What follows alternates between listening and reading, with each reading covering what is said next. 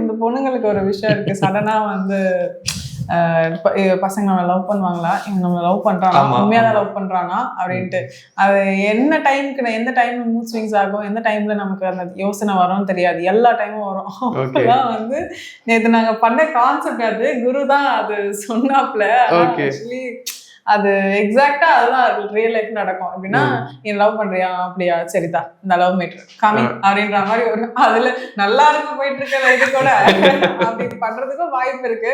Sometimes அது உண்மையாவே காமிச்சதுன்னா 2 பேரும் இன்னும் சேர்ந்துக்கும். பொதுவா கேள்வி கேட்பாங்கல்ல, லவ் பண்ணா நீ எவ்வளவு லவ் பண்றேன்னு சொல்ல.